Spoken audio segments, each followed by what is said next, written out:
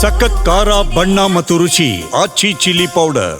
ಮುಖಂಡರು ಎಲ್ಲ ಮುಖ್ಯಮಂತ್ರಿಗಳು, ಉಪಮುಖ್ಯಮಂತ್ರಿಗಳು, ಸಚಿವರು, ಶಾಸಕರು ಎಲ್ಲರೂ ಕೂಡಿ ಡೆಲ್ಲಿಗೆ ಬಂದಿದ್ವಿ.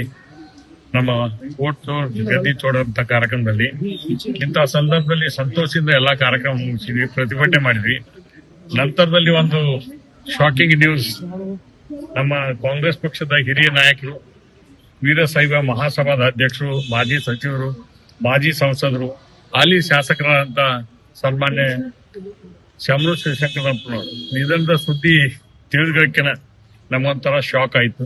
ಅದಕ್ಕೆ ಇಡೀ ರಾಜ್ಯ ಇವತ್ತು ಶಾಮನೂರು ಶಿವಶಂಕರಪ್ಪನವ್ರ ಬಗ್ಗೆ ವಿಶೇಷವಾದಂತ ಪ್ರೀತಿ ನನಗೆ. ನಾನು ರಾಜ್ಯ ಯುವಜನತಾದ ಅಧ್ಯಕ್ಷ ಆದಾಗ ಅವ್ರ ಮನೆಗೆ ಊಟಕ್ಕೆ ಹೋಗ್ತಿದ್ವಿ.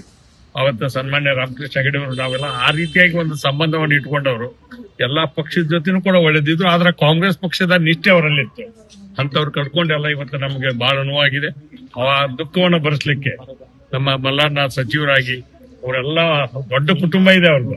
ಅವ್ರು ನಮ್ಮ ಹುಬ್ಬಳ್ಳಿ ಭಾಗದಾಗ ಬೀಗ್ತಾರೆ ಮಾಡ್ರ, ಬೇರೆ ಬೇರೆ ಕಡೆ ಬೀಗ್ತಾರೆ ಮಾಡ್ರ. ಅಂತ ವ್ಯವಸ್ಥೆಯಲ್ಲಿ ಅವ್ರ ಕುಟುಂಬಕ್ಕೆ ನೋವಾದದನ್ನ ಸಹಿಸುವಂತ ಶಕ್ತಿಯನ್ನ ದೇವ್ರು ಕೊಡ್ಲಿ ಅಂತ ಪ್ರಾರ್ಥನೆ ಮಾಡಬೇಕು. ವೈಯಕ್ತಿಕವಾಗಿ ನನಗೂ ಕೂಡ ದುಃಖ ಆಗಿದೆ. ಆ ದುಃಖವನ್ನು ತಡೀತಕ್ಕಂಥ ಶಕ್ತಿ ಆ ದೇವ್ರು ನೀಡ್ಲಿ ಅಂತ ವಿನಂತಿಯನ್ನು ಮಾಡ್ತೀನಿ.